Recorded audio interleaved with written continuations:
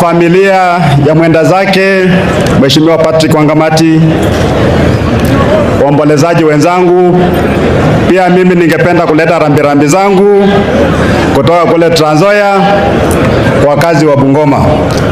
Tumempoteza mzee ambaye alikuwa ni mzee wa amani, alikuwa mzee very brave, na sisi tumejifunza mambo mengi sana kutoka kwa huyu mzee. Bandu wewe mambo nde. Bandu wewe kulialala. Mheshimiwa Wangamati amekufa kwa sababu ya siasa mbaya. Na hii Bungoma yetu inaongoza kwa siasa mbaya. Nyinyi mmeona saa hii baluso alikusimbula wabela sinanu. Ota viongozi wanataka kuanza kuongea na wengine wanaenda kupeana pesa huko nyuma. Hii ndio siasa ambayo Bungoma hatutaki, si ndio? Hawa ndio wanatudanganya sisi wakati wa kura, wanatupeleka wale watu wengine wanakuja kutumaliza. Kwa sasa Bungoma maendeleo yote imekwisha. Industry zote zimekufa. Nzoia ilikufa, Kitinda ilikufa, Pani Pepe ilikufa, na sisi tunasema serikali zile zinafuatana wamekuwa na njama ya kumaliza watu wa Bungoma. Ndugu zetu ambao mko kwa serikali kwa sasa, listen to me. Ile aibu ambayo mmetuletea ni mbaya sana. Huyu mzee amekufa kwa sababu yenu. Watoto wa Wangamati 5 walipelekwa kotini, akiwemo yule ambaye pia alikuwa ameaga akapelekwa kotini. Vile tunaongea saa hizi kuna mwingine hata passport yake ilichukuliwa, hawezi akafanya biashara. Ile wivu ambayo sisi tuko nayo lazima tuwache hiyo wivu. Wakati mzee Moya alistaafu, wale kina Kiraitu walisema kwamba mahali Moya alikuwa anakaa pale Cabernet Gardens, wanasema ilikuwa ni shamba ya umma.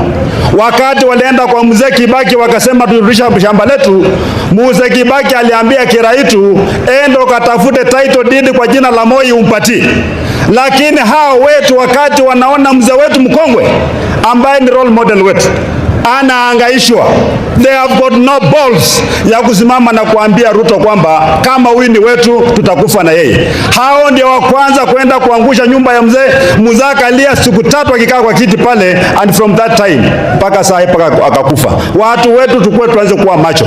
Mimi juzi nilikuja hapa nikasema kwamba tutakuwa na syllabus, ndio? Kwamba tunaleta syllabus ama tuleti? Yule mtu ambaye atembei na sisi, yule mtu ambaye ameungana na Ruto kunyanyasa na watu wetu, hatutamkubali na kisia ajifanya anarudi kuja kujoin sisi. Akufaye kwa dhiki ndio akufaye kwa dhiki ndio rafiki, si ndio? Saa hii na wale mafurahi kwa kuumia.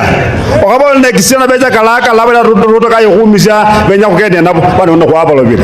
Line up ni obone jack na Arusha ngeneyo. Hiyo ndio line up ambaye inaenda kuomboa watu wetu.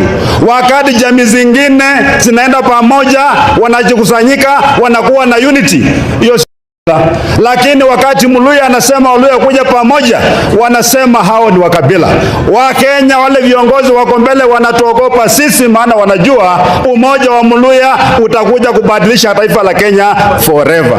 Watu wetu kariako tawe efe kurichanga holanga kutiangi na kuria chikura kuria kwenye kwa president tawe. This time round tumesema kwamba tungoje mpaka 2032. Tumesema 2027 ndio mwaka wetu, na mimi I want to face Kenya and ask them, mtu waangalie vile mnatuona sisi, tunatosha ama tutoshi? Mkisema kwamba hatutoshi, mtuambie sababu ni gani. Na nyinyi mmeona tumejipanga vizuri, mmeona kijana wetu hapa, si ndio? Kazi yangu ni kuunite Waluya, tukue na strong base. Wakati tunaenda kwa negotiating table, kama ni Sifuna tumeweka mbele, akuwe na watu wake wamesimama nyuma yake. Ama namna gani watu wetu?